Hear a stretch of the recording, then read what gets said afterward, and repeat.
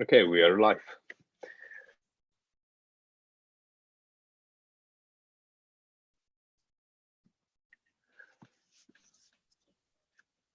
You want to start, David?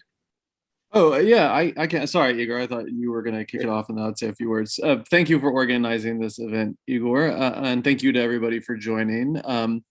These meetups are intended as a way for you to learn more about what's going on in the Hyperledger community and to ask questions and then make connections with other people.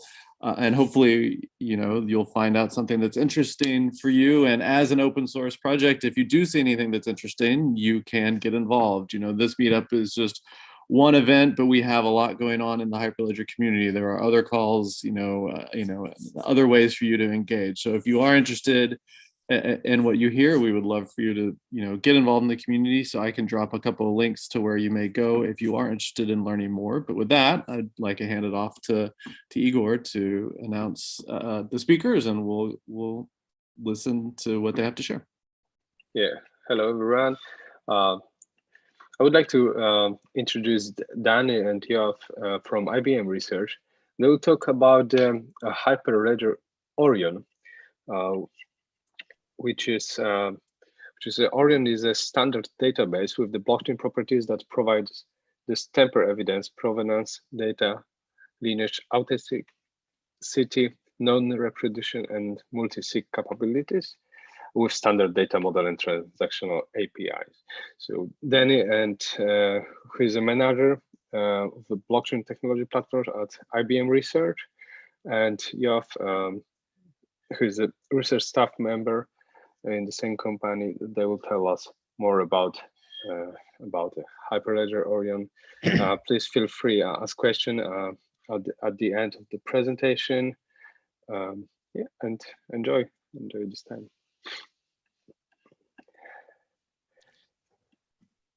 Okay, so hello everyone, and thanks for the invitation to the Hyperledger Labs event. It's a real pleasure to meet with you today. In our talk today, Yoav and I will present you our centralized trust blockchain database technology named Orion, developed by IBM Research, that was recently accepted to the Hyperledger Labs community. I hope that by the end of this session, even those who are less familiar with centralized blockchain approach will understand how this technology can play a key role in building trust in your business ecosystems. So let's start with a short background. As you probably know, trust is crucial to the growth and success of business ecosystems. According to the study by Boston Consulting Group, trust was indicated as a proximate factor in the failure of more than half of unsuccessful ecosystems, and matter a great deal of success in more than 70% of the successful ones. However, it's important to understand that business ecosystems vary in their topology and the intrinsic level of trust between participants, and therefore has different trust requirements. From the topological perspective, the ecosystem can be divided into centralized ecosystem with at least one party, highly or partially trusted by all participants, and decentralized, low trust ecosystem with no single trust party. In highly trusted ecosystem, it may be enough to ensure independent, consistent, and crash-tolerant recording of the data, while in limited trust environments, we may also want to verify the correctness of the recorded data, ensuring authenticity and providing tamper-evidence and data lineage. Finally, in low trust environments, we may need to control the transaction execution by supporting multi-party approvals, parallel execution of smart contracts, and even reaching a consensus in presence of malicious parties. There are three major types of technology that can help to close the trust gap in business ecosystem. First of all, the classical database with the basic recording features usually sufficient for proper operation of highly trusted centralized ecosystems. While blockchain databases that extend classical database capability with proofs and controls are the best choice for limited or low trust centralized ecosystems. Finally, the centralized ledger technology that usually provide a full stack of trust features should be used in low trust decentralized environments. It's important to emphasize that support of advanced trust feature usually result in higher complexity and may impact the performance and increase the operational cost of the entire solution. So why and when should you consider using blockchain database technologies? Look, most of the business ecosystem today, and probably your systems as well, operate under centralized trust assumption, which means that there is at least one trusted party, like cloud provider, government organization, or some big player, while the other participants doesn't have to trust each other. For example, organizations usually trust the cloud provider not to block their clients intentionally from accessing services, although they can easily do so. However, having a trusted party doesn't mean that the other participant should blindly trust it. And as our experience shows, there is still plenty room for further improvement of trust in centralized ecosystem. For example, participants can benefit from having transparency into data lifecycle and the ability to prove the integrity and consistency of data, which is very important to streamline the auditing process, especially in highly regulated environments. Ensuring authenticity of data is crucial to prevent potential authorship disputes in multi-party interactions. Finally, even trusted parties often want to restrict the power of their privileged user to prevent mistakes and fraud. Well-known classical databases that are widely used today in centralized ecosystem do not provide out-of-the-box capabilities needed to guarantee and prove the required trust features, while the use of decentralized blockchain ledger technologies for centralized systems is usually highly inefficient and doesn't justify the increased cost and complexity. Hyperledger Orion combines classical database with blockchain properties, specifically targeting centralized ecosystem. Such blockchain database technologies, according to Alibaba, can reduce the deployment cost by at least 75% compared to decentralized blockchains. And according to Gartner, will replace most of the permission blockchain uses. By 2025, the addressable market of such ledger database is expected to reach $2.2 billion. Now, let's better understand what Orion is. First, Orion provides a trust layer on top of standard database with the blockchain features like authenticity and non-repudiation that can be used to prove that the data was received exactly as it was sent by the source, preserving authorship disputes. It also provides tamper-evidence, which is the ability to detect changes to the protected objects, even if done by privileged user. In addition, it enables provenance and data lineage, which includes recording of all transactions of the data along the way. Finally, we provide a multi-sig mechanism to approve transactions only when signed by several designated parties, which is very important to ensure trusted multi-party interactions. And all that comes with the classical database capabilities such as queries, resilience and scale, standard key value JSON store, and transactional APIs to ensure that the set of read-write operations are executed as an atomic transaction, preserving consistency and data integrity. At the high level, Orion is implemented as a cryptography-based layer on top of classical database. That is, with a highly secure and replicated distributed database with tamper-proof immutable ledger. It also enables history queries to extract information and proofs of integrity using GraphDB-based provenance engine, and provide read-write key-level access control to support privacy and multi-sig capabilities. You are welcome to join our open source community and contribute further advance our technology. And the following links should help you to get started. Now, to better understand the applicability of Orion, I would like to share with you some of the key use cases that we have encountered in our work and provide the references to a few public projects that we can share. So in addition to the auditability use cases, which is highly valuable in the regulated industries, there is a set of unique scenarios across different domains that Orion can help with. For example, the multi-sig capability can be used to automate many business contracting processes and easily support notary services. Orion can help to ensure authenticity and protect the integrity of the evidence collected through the insurance claims process. It can significantly simplify the management of license, certificates, educational records, property ownership rights for government organizations. It can be used to securely digitize the COVID vaccination status, which is very extremely important these days. And of course, to trustfully reflect the provenance of goods, and compliance to maintenance requirements in supply chains. Orion can be applicable in financial sector to support central bank digital currencies and securities, and can even be used as an off-chain store for the decentralized ledger ecosystem to preserve the financial data integrity across the hybrid environment. In less regulated environments like entertainment, for example, Orion can be used for media tokenization and even for a trusted reputation management. After a detailed examination, it was decided to use Hyperledger Orion as a blockchain platform in 3 EU projects: C4IoT to build an IoT cybersecurity framework, COPA Europe to build a media trading platform, and I4Q project to support smart manufacturing. Now I will let Yoav to take you through the more technical parts and demonstrate the ease of use of the Hyperledger Orion. So thank you, and Yoav, the stage is yours.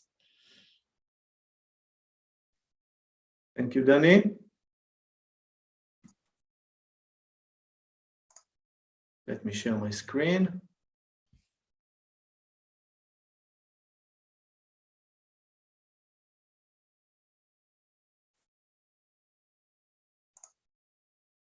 Okay. Let us take a look at the main components of Orion. The Orion database users have to be onboarded by an admin. Onboarding means adding the user's identifier and a certificate to the user's registry in Orion, as well as setting the user's privileges. Users sign every request, both transactions and queries, which is used to implement authentication and authorization, as well as non-repudiation. The state database is composed of multiple named database tables, and each of those is a key value store. Each row in a database table contains a key, which is a string, a value, which can be binary or a JSON document, a version, which is monotonically increasing on every write and is used for concurrency control, and finally, an access control list, or ACL, which is used for fine-grained access control.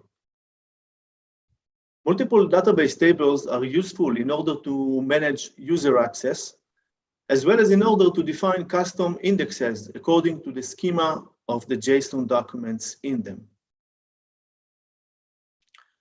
The data in every transaction that mutates the state DB is also stored in a graph database.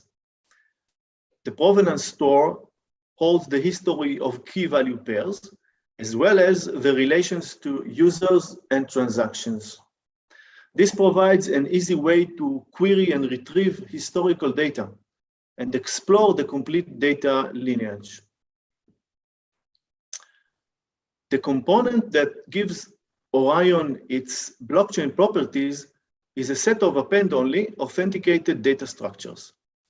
Orion uses a hash chain augmented with a skip list, a hash skip list, in order to bind blocks together, a Merkle tree for the transactions within each block, and the Patricia Merkle tree on the states, like Ethereum. These data structures allow Orion to provide succinct proofs of 2 aspects: the existence of a transaction in the ledger and the existence of a state at a specific ledger time. In Orion, as in Hyperledger Fabric, transactions are batched into blocks, and the blocks are signed by the server. The server also signs every response to a client request. The combination of these features provides immutability and tamper-evidence, and allows Orion to serve as a trust anchor to establish trust between users. So far, I described the single node perspective of Orion. However, Orion is based on a cluster of servers, which relies on Raft consensus for replication. Clients can connect to the database via REST API or using an SDK. So far, we have fully implemented a Go SDK, and we plan on providing SDKs in other languages too. The administrator can connect via REST or use the SDK as well. The admin set of APIs allows the administrator to manage users, database tables, the cluster configuration, and certificate authority information. Let us now take a brief look at the programming model using the Go SDK. Our main goal was to maintain the simplicity of a key value store. Every database session starts with creating a database instance, which loads the connection details of the cluster. A specific user will then create a user session using his credentials, that is, his private key and certificate. The session serves as the starting point for transactions. We support two categories of transactions: admin transactions and user transactions. They all look roughly the same way. Database management transactions are used to create, delete, and query the existence of a database table. User management transactions are used to add, update, delete, and get the credentials of users. Cluster configuration transactions are used to add or remove cluster nodes, manage the parameters of consensus, etc. Admin transactions can be executed by admin users only and are recorded in the ledger like any other transaction. This makes admin actions and config changes traceable, just like any other piece of data. Data transactions are what concerns most users. Here we support multi-key, multi-database transactions. A transaction starts by creating a transaction object, data.tx in the figure to the right. That object can be used to create, read, update, and delete multiple keys from multiple database tables, all in the context of a single transaction. When the user finishes manipulating the data, he calls commit, which creates a transaction envelope that captures all the reads and the writes on the data, signs it with the user's key, and submits it to the server. Transactions provide the ACID properties and are serializable. As I've said earlier, each key value pair has a version. The transaction object records the read set, where each read is a key and a version, and the write set, where each write is a key and the new value. Each key value pair is accompanied with an ACL. Readers is a set of users that have read access, whereas writers is a set of users that have both read and write access. As I've already mentioned, users sign each transaction. A transaction will be valid if and only if the signer has read and or write access to the keys involved in the transaction. In addition, we have a flag called sign policy for write, which determines how many writers need to sign in order for a transaction to be valid. Any means that any user from the writer set is enough, whereas all means that all the users of that set must sign. The addition of key-level ACL and the write policy provides fine-grained access control and opens up a lot of possibilities. For example, setting just readers and no writers creates a read-only immutable key value. Setting two writers with policy any means that either Alice or Bob, for example, can write the key value. And setting two writers with policy all means that both Alice and Bob are required to sign the transaction in order to make it valid. All this while granting read access to a third user, Charlie. The last example is an instance of a multi-signature transaction, which is extremely useful in some business flows, as we'll show in a few minutes.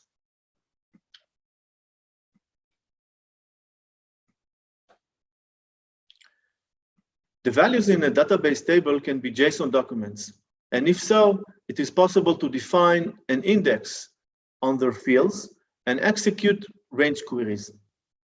Orion supports the JSON query syntax in a format very much like CouchDB.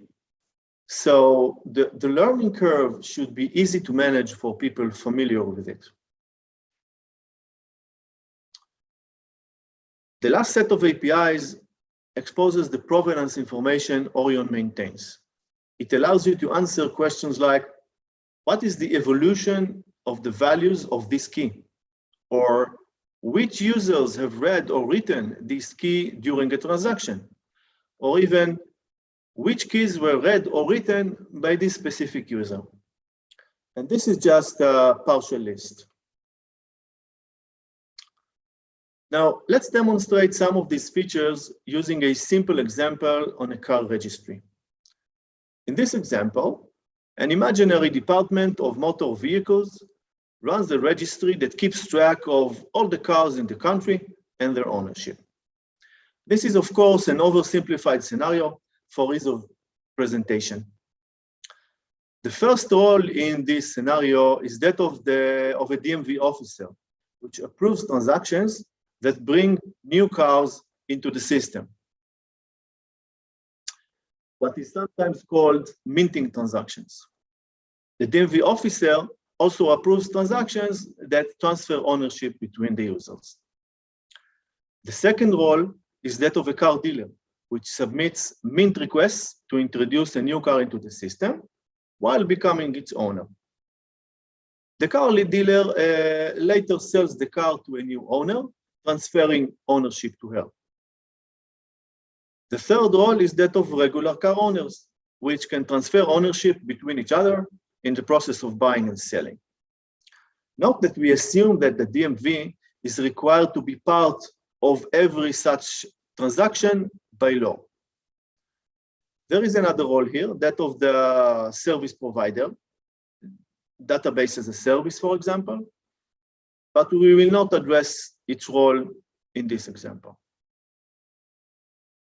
The car minting procedure goes as following.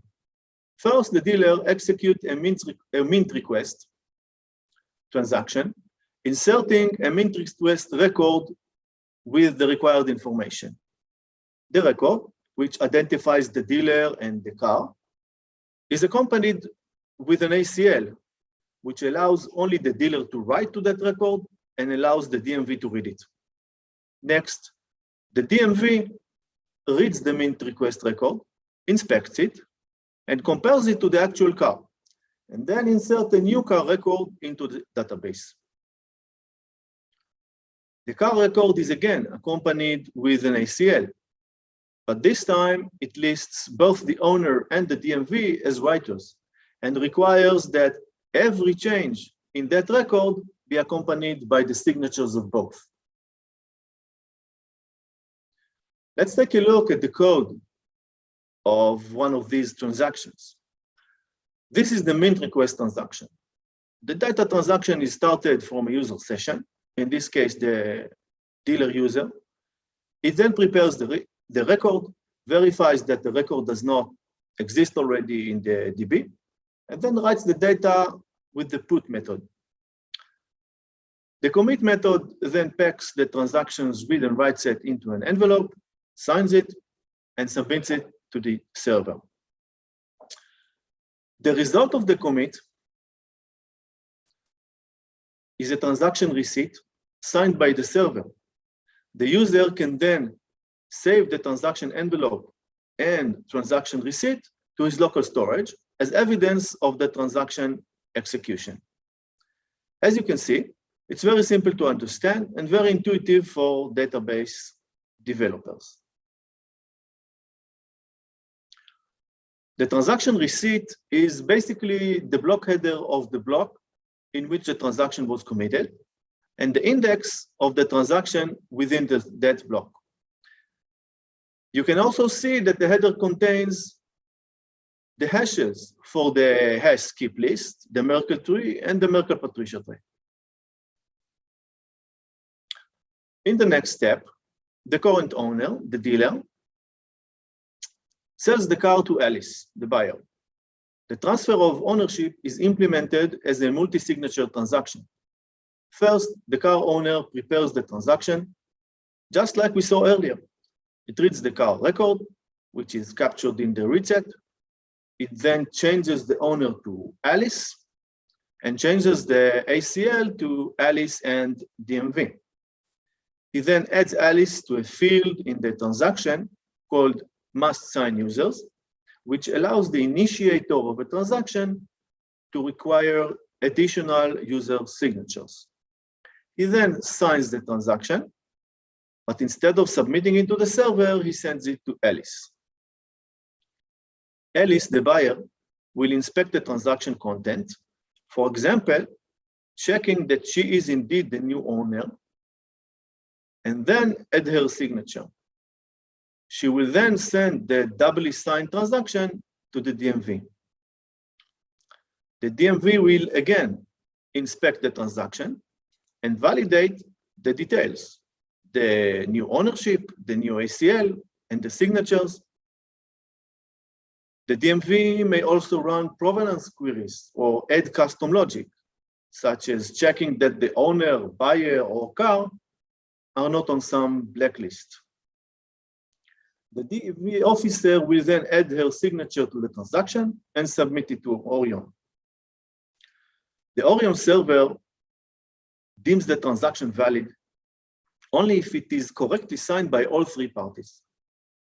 The owner and the DMV are required because of the current record ACL, and the buyer is required because it is specified in the must sign user set. I will not show the code for this transaction. Instead, I will refer you to a self-service demo with detailed instructions in our Go SDK repo. The example cars package allows you to deploy an Orion server and run car registry transactions as I just demonstrated. After the completion of the ownership transfer transaction, the Orion server will contain this virtual dependency graph between transactions and records. The transactions, which are signed by the users, are producing records via the write set, and in turn are consuming records via the read set. The provenance API I had shown earlier allows the user to easily traverse this graph and extract insight on its evolution. Now let's assume that Alice wants to sell the car to Bob. However, Bob is suspicious. He asks Alice for a proof of ownership. As I mentioned earlier, after commit, the users may save the transaction evidence, which is the transaction receipt and the transaction envelope. Alice, or the DMV for that matter, can give the evidence of the ownership transfer transaction to Bob.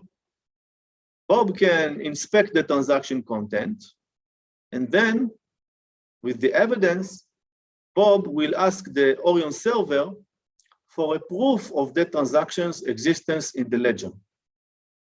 The server will reply with the hashes of the skipped list path and the hashes of the Merkle path. Bob can then verify these proofs locally. The complexity of getting and validating the proofs is all hidden by the SDK, and the developer generally does not have to go into these implementation details. However, let's dive a little deeper and see, how does Bob verify the proofs? Well, he simply verifies the hashes of the hash skip list path from the last block to the block in question, and from the block in question to the Genesis block, the first block in the ledger. Note that the size of these proofs is logarithmic with the number of blocks. Next, he recomputes the Merkle tree root from the respective hashes that were given to him by the server. And again, the SDK has utility methods to help the user do all that. In a similar manner, Bob can use the transaction evidence and ask the server for a proof that the states in it, in our case, the car record, that the states are still valid with respect to the latest block. The server uses the Merkle-Patricia tree to construct the proof. And again, Bob can use utility methods in the SDK to verify the proof.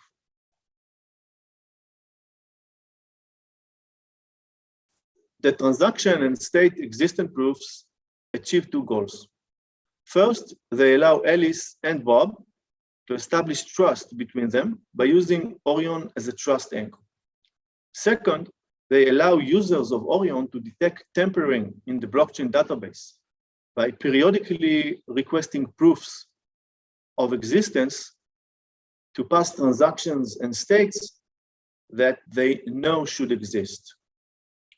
For further details, please take a look at our online documentation. To summarize this presentation, Orion is a database with blockchain properties. As a database, it has a standard data model, transactional APIs, queries, resilience, and scale. The blockchain properties it provides are tamper-evidence, provenance and data lineage, authenticity and non-repudiation, existent proofs for a transaction and a state, as well as multi-signature transactions. This concludes our presentation. Thank you for listening. And now we'll open the stage for questions. Thank you very much. Thank you very much, Dany and Yoav. That was a great presentation. Any question, please? You can turn on your microphone, or you can ask a question in the chat. Also on the YouTube, feel free to ask a question.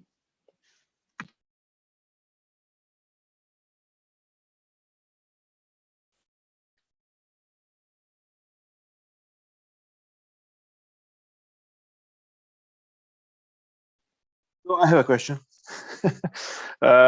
So this Orion, is this? It's on GitHub. It's available. So it's open source, right? So it's a standalone node. You can run it as standalone on your on-premise, or does it connect to some online services? It's a standalone node. Actually, it's a standalone cluster, and that's it. It's self-contained cluster database.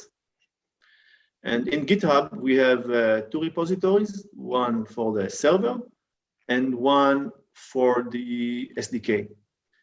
And in the SDK, we have extensive examples, and the demo is there also. And basically, you have a SDK for Go and REST APIs, right? Right. The cluster API, the server API is REST, and the Go SDK rides on top of the REST API. That's correct. And thank you. Great. Yeah, thank you. Okay, we've got two questions on chat. Can you please share again the link, for example, to the demo for Cardio? Absolutely. Please put it in the chat. And next question for Rohan. Can you give an example of application in supply chain space? You mentioned supply chain application in a previous slide. Sorry, can you repeat what types of examples? The question is in the chat. Yeah. So this is the. I'm just trying to find it.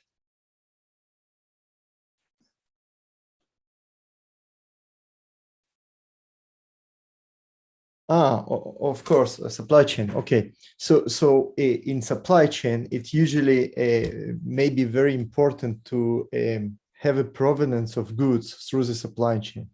So in classical supply chains, there may be interaction between multiple parties, ranging from manufacturing through the delivery companies, retailers, wholesalers, and at the end also potential even customers who own the good and may in some cases even need to maintain them. So all the information that can be related to a specific asset can be recorded within the Orion database, and keeping all these records in a secure and signed manner with all the capabilities to get the provenance of ownership and the state where it was when it was maintained and so on, enables and provide full visibility into the entire life cycle of the asset. So, and supply chain is one of the classical examples for the use of blockchain capabilities. And in the environments where we have a strong central party or a trusted provider, like cloud provider or infrastructural company, we can definitely use and leverage Orion as a blockchain solution for that.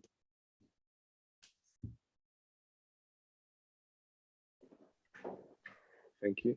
Dany, would you like me to read questions, or you can check on the chat? Yeah.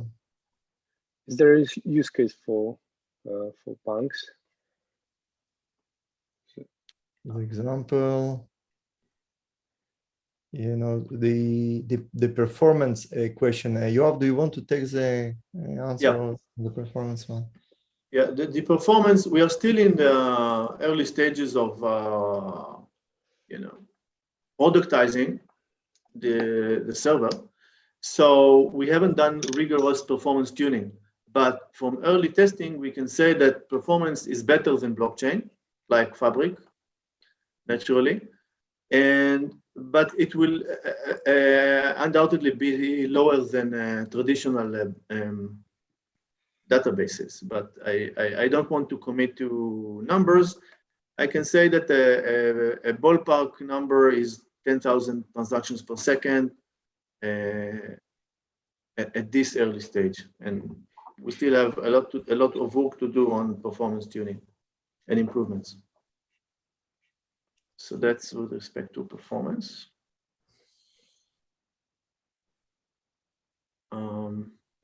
Yeah, I see a question on the bank or regulated space. So, look, as we said, the financial sector is one of the sectors that usually leverage, or one of the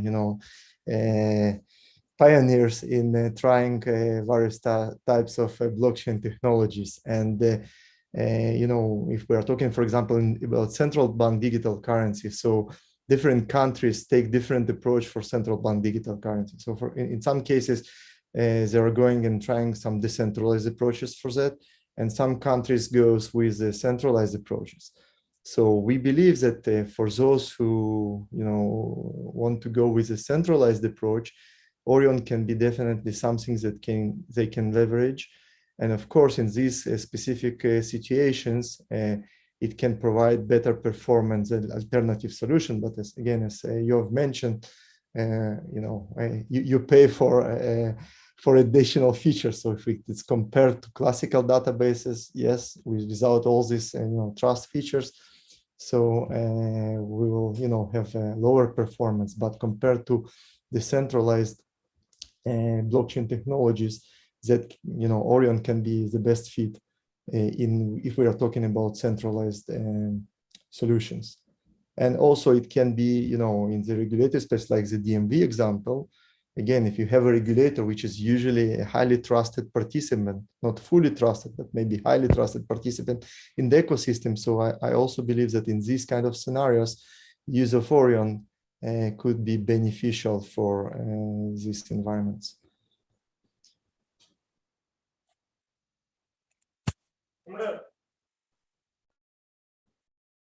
There is another question. Is there a use case available for telcos, DSPs, for blockchain Hyperledger? For telcos. For telcos, so I'm just thinking loudly. I don't remember specific use for telcos. I know that many industries investigating the use of blockchain telcos or IoT space, which usually requires high performance and big volumes of data, may try to find Orion more applicable than classical databases, but I don't think that at least from those that I can expose publicly the negotiations we can talk or refer to in the telco space.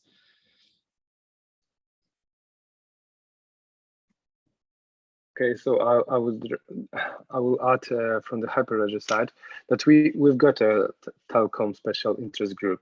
So I will share a link in a second. So telco is definitely a grow area. So it would be very interesting to hear what are the trust challenges in this ecosystem, and also show how these kind of technologies can potentially be applicable in these domains. I must admit that we also investigate various types of hybrid environments.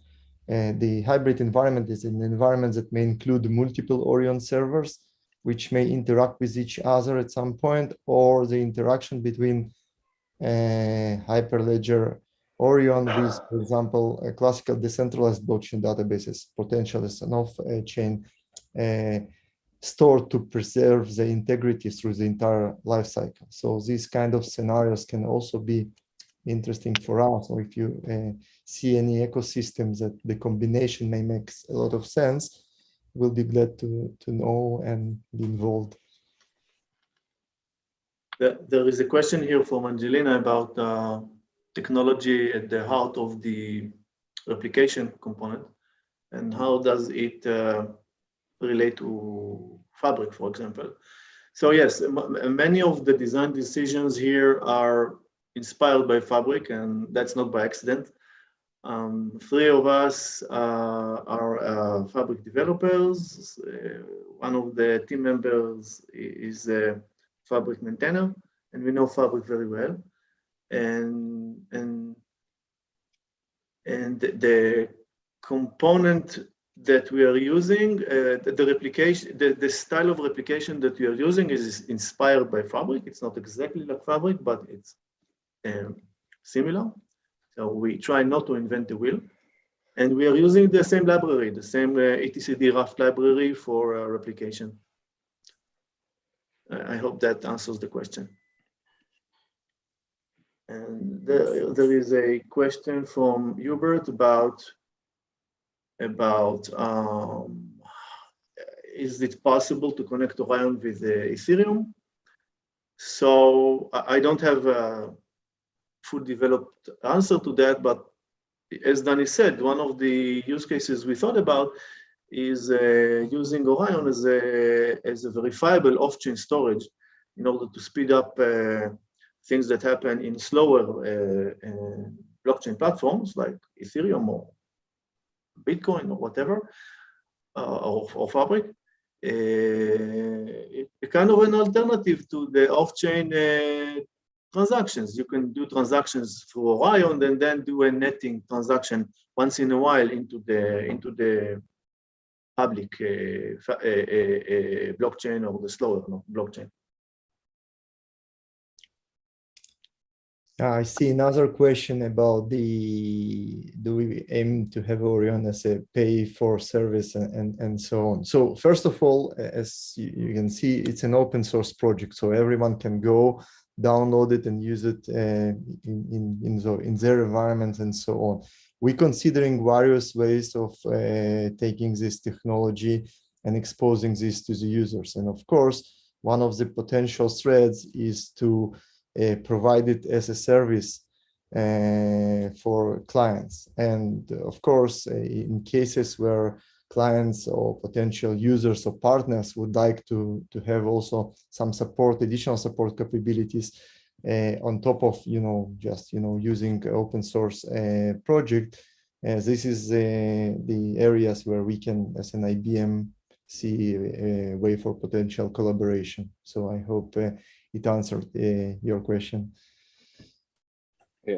I can add also from about the CBDC project and Hyperledger that we are involved in the many CBDC projects. So please please check on our YouTube with a couple of videos about the CBDC and Hyperledger.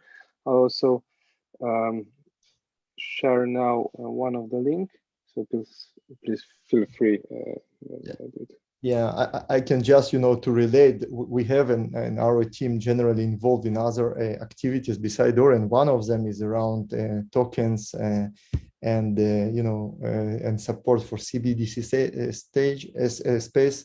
So Token SDK is also a Hyperledger project that we as an IBM and our colleague from Zurich has placed there, and it is used, I know today in various interactions, especially for those that requires decentralized approach, but we're also considering various ways of integrating these capabilities, to enable tokens support on whatever underlying blockchain technology you decide to use. It can be Hyperledger Fabric and Orion based on your client needs. So that's is a wider answer for the CBDC space.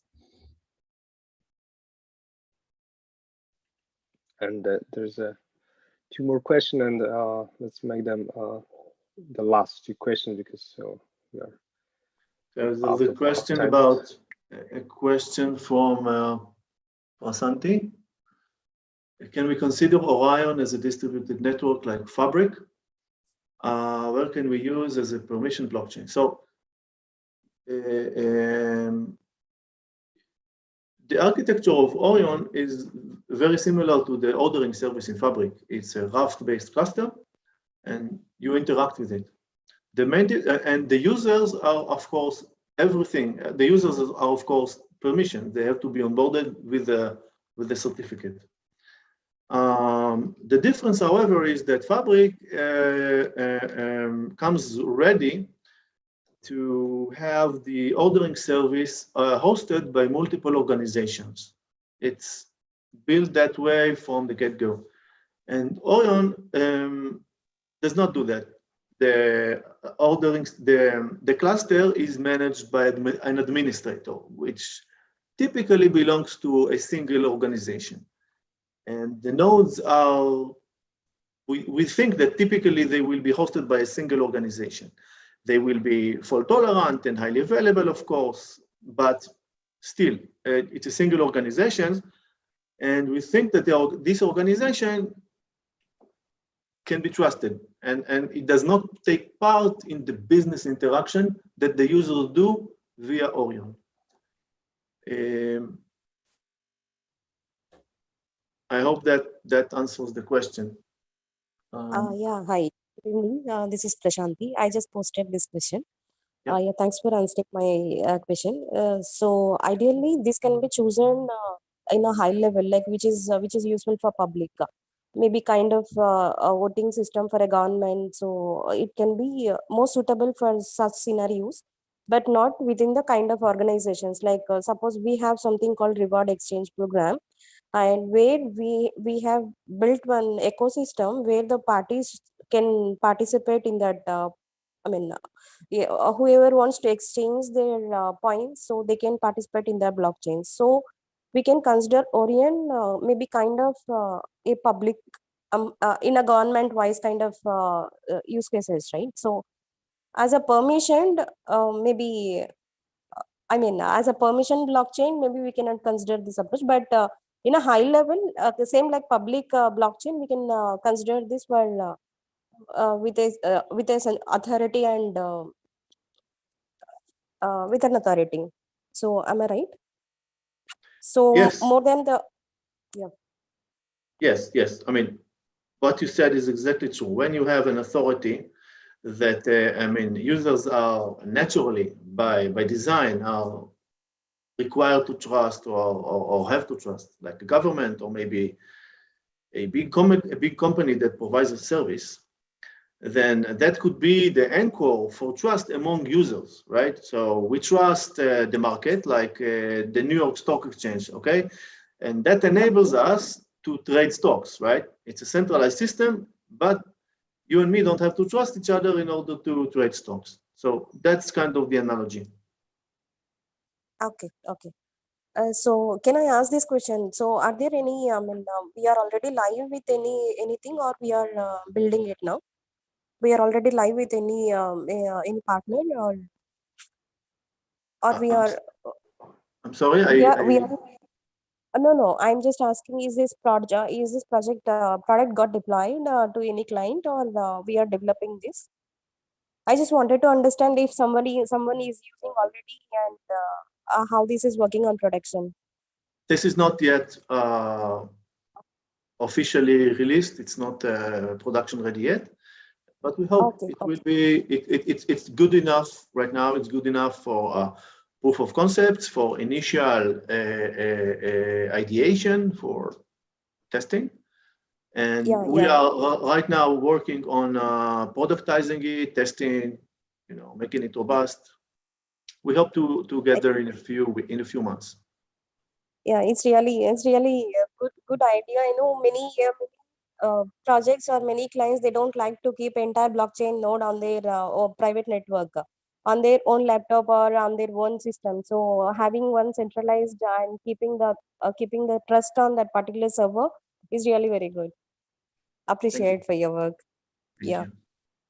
Right. As we said, there are many use cases that may go with this centralized approach, and this kind of technology looks like the best fit for them. So, and again, I'm just repeating that we are encourage everyone who believes that they can contribute to this effort. You're welcomed, and we'll be glad to get you on board to work with that. So it will be very appreciated. And I think there is one more question, Yoav, the last one. Which one? Thanks for answering. Okay. One more, please. Does the definition of a new JSON schema data model coincide with the deployment of a smart contract on the background? If yes, is this the job of an administrator, or all participants can achieve this via the SDK? Okay, so first of all, there are no smart contracts in Orion. It's not a smart contract abstraction, it's a data abstraction. It's like a database. So in a sense, the code that runs this thing runs on agents which are outside of the database. So for example, in the car example, in the car demo, right, the flow that the dealer does, or the flow that the DMV does, would be implemented by smart contracts in things like Fabric or Ethereum, right? But here it will be implemented by client-side code, or maybe by the service that envelopes the database, like in the traditional three-tier architecture approach. So the code that envelopes the database is actually plays the role of the smart contract.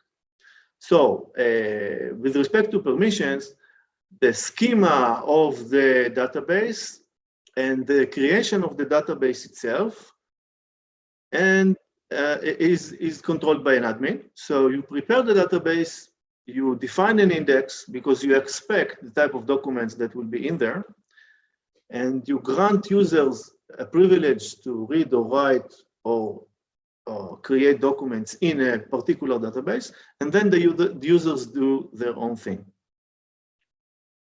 I hope that answers the question. Thank you so much. Thank you so much, Dany. Thank you for all participants today. That was so great. Great session, great questions. Thank you so much. I hope we all know more about Hyperledger Orion. Who would like to be involved, you've got links on the chat. Also, you'll find a recording on our YouTube. I also sent this recording to all, link to the recording to all our participants. So thank you so much. How we can stay connected with you, Dany, and Yoav? I can write my email, and and I think Yov can share his. Yeah, and through GitHub we're there, and we'll soon open a chat, a messaging channel. Okay. Thank you so much. Thank you again. Have a nice day, evening, whenever you are now, because it's a Hyperledger London meetup, but we are around the world. I'm so happy about that. Thank you again. Please find more nice events, meetups on our meetup profile, as well. Check our website. Thank you again, and see you soon. Thank you. I'll be in touch. Thank you. Thanks, everyone.